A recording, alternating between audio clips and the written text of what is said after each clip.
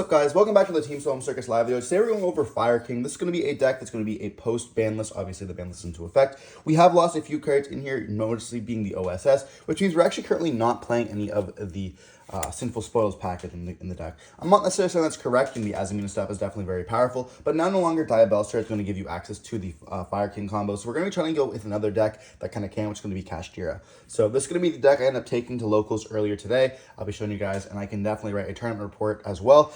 With the ban list coming out on Monday, it was very hard for us to get any like up-to-date current videos. You know, our locals does happen on the Saturday, so very hard to get that. But we're going to be diving on in. It's going to be kind of like a pilot episode, I guess, of what this deck could be, and I'll be updating it as time goes by.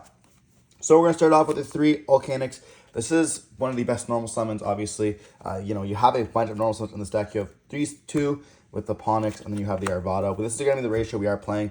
Obviously, the Ponix and the Volcanics are going to be the better normal summons of the deck. This hits you so much being able to be destroyed, and then summon out the OG from the deck. Allowing you just to have another body on the field is definitely going to be kind of crazy. And then letting you search for any of them on summon is just also nice as well. Letting you search for Kieran is definitely an underrated card.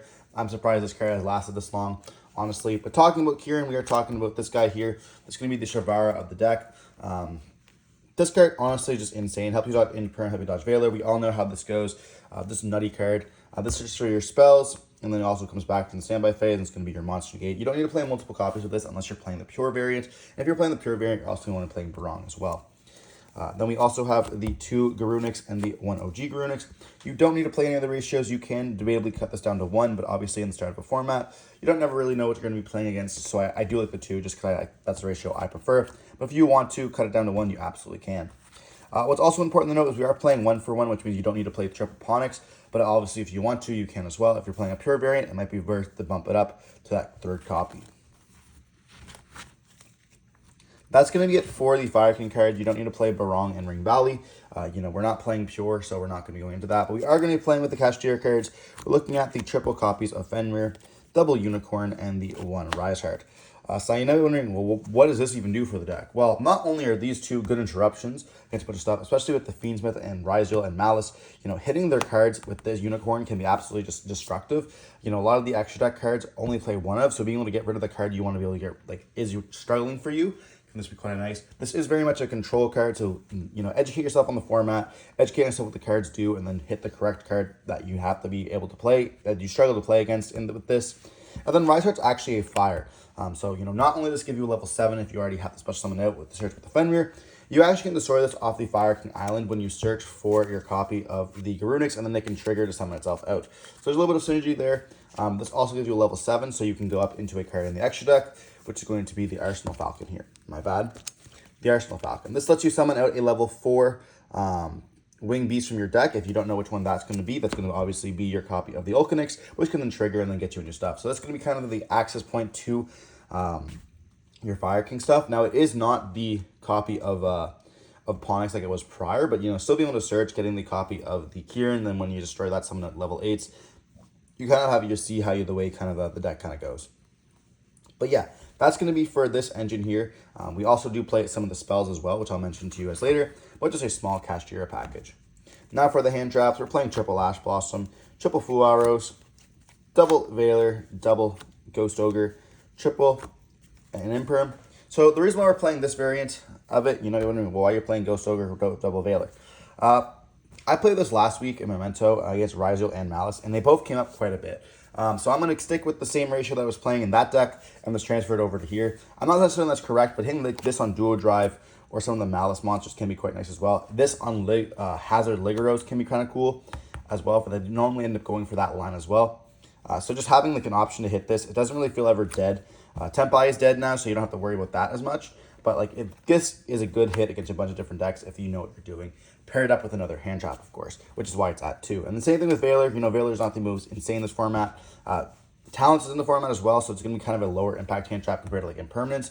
But, you know, I want to see it still. Being able to hit a card at the right time can be definitely crucial. And the kind of the key point here to open up multiple copies of the hand traps. Now, we can't play Nibiru because we are playing the Kashtira monsters, as well as we can't play Impulse for the same exact reason. Now, if you're not playing the Kashtira cards, you're definitely playing Impulse in a pure variant. It's going to be quite a good card.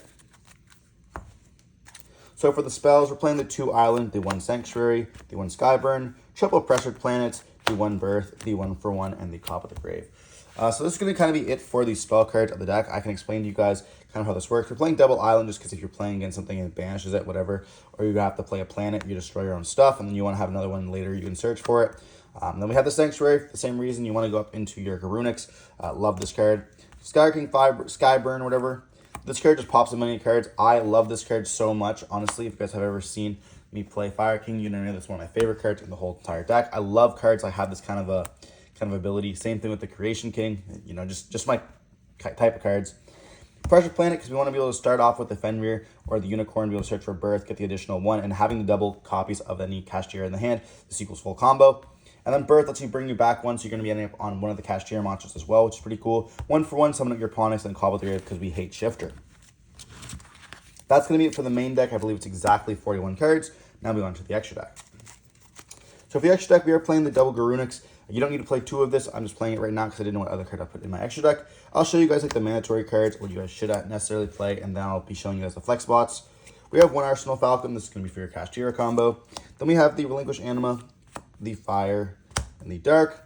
This is so you can go up into more bodies if you have like a Ponix, something else. You know, you go to Anima, go into Dark, take one of their monsters, go up into your copy of the Princess, and then you kind of continue going that way.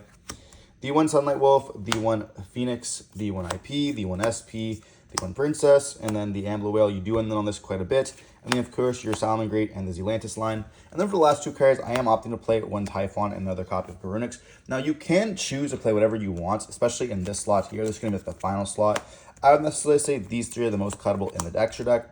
I have thought about playing another Promethean Princess. Now, not for the fact that, you know, double Promethean Princess is really good, because whenever when you're playing against Kashtira, which a lot of the decks are now playing, you know, a little bit of Kashtira package, you can actually rip the Princess. It's going to be quite difficult for you to play. So having 2 of them kind of makes them forced to rip something else. Now, you're playing a bunch of 1-ofs, so they're going to rip something anyways, which is why I'm playing double Garunix, because this card's going to be absolutely crazy. So easy to get 2 level 8s on the field, and you have to actually stop this effect, destroying all of it. And if you do destroy this, it's coming up 2 more. Pretty good card if you ask me. Yeah, so all these cards are pretty much necessary in the deck, and then you just have like 3 other flex spots. So we decided to throw in a Typhon, which can come up in clutch situations, and then a Dark for those lines where I can take something to, you know, go up into the Princess. That's going to be it for the extra deck. You know, a lot of extra decks these days are looking like a bunch of 1-ofs, which is kind of nice when you look at that until you see a Unicorn being slapped on your face, and you're like, oh no.